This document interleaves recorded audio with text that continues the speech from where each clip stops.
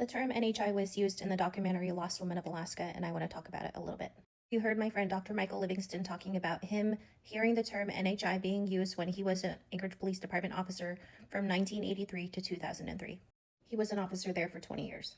I'm going to play the clip from the documentary so that you can rewatch it and listen to what he's saying and how the Anchorage Police Department officer responds. Then after that, I'm going to talk about some other articles that also talk about NHI and then how NHI is used in a book written about a murder that happened in Anchorage in the 1980s. Here's the clip from the documentary again. Back when I was with the Anchorage Police Department from 1983 to 2003, I first heard of the term NHI used by police officers in Alaska. That stands for no humans involved. That means when a patrol officer rolls up to a scene and there's a deceased person, and if they happen to be a person without a home who had challenges with alcohol and lifestyles, the patrol officer would evaluate. We're not going to devote any resources to determine how and why this person died. When I look at the amount of work the Anchorage Police Department did or didn't do with Cassandra Lee Boskowski, I can't help but wonder if, because of the challenges that Cassandra faced in her life, the Anchorage Police Department did not dedicate the amount of attention that they should have. No humans involved. It's offensive. I find it offensive as a police officer that people would suggest that.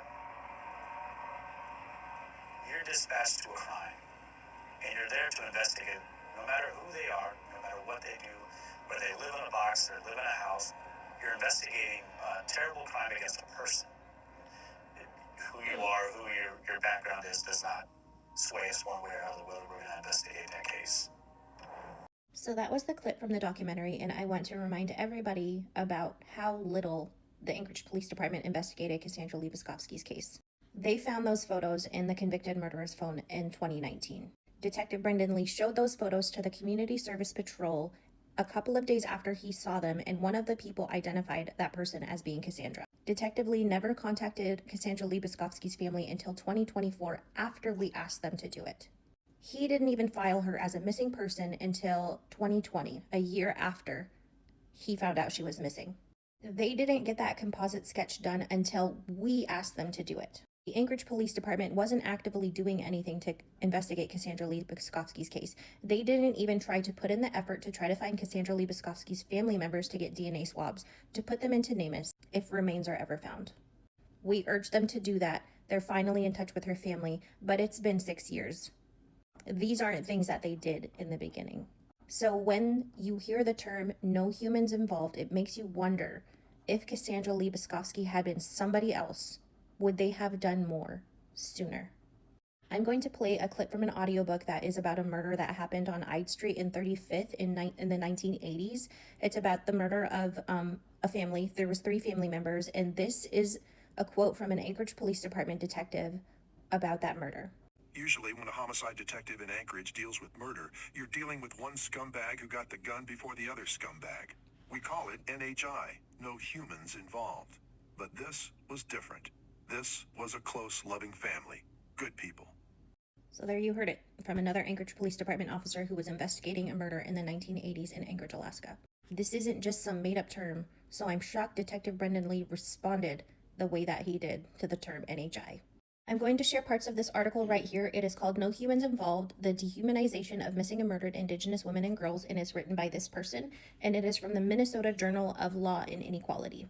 You can find it online. Up here it says, law enforcement and the media regularly push narratives that dehumanize missing and murdered Indigenous women and girls. Coverage of these crimes frequently includes narratives of disposability and brokenness, which treat violence as an exclusive tribal problem and which attribute the deaths of Indigenous women and girls to their own risky behavior. However, it is not only active narratives which contribute to this dehumanization. Rather, activists argue that the lack of media coverage and lack of data create 3 disappearances: disappearance in life, in the media, and in the data. The process of dehumanization also appears in the continued disregard for the victims by law enforcement agencies, which have frequently been criticized for the lack of response to violence against Indigenous women. In this way, law enforcement and the media exhibit the same attitude towards these women as they have in previous cases labeled with no humans involved. And this is from another book, No Humans Involved, an open letter to my colleagues, and this is about murders in Los Angeles after Rodney King was beaten by a law enforcement officer. Says an open letter to my colleagues. I'm going to read the yellow parts. It says the report stated that public officials of the judicial system of Los Angeles routinely use the acronym NHI to refer to any case involving a breach of the rights of young black males who belong to the jobless category of the inner city ghettos. NHI means no humans involved. By classifying this category as NHI, these public officials would have given the police of Los Angeles the green light to deal with its members in any way they pleased. So this isn't just some made-up term that Michael just made up off the top of his head. It is very well known in the law enforcement community. And I've heard from several officers saying that this is a term they use.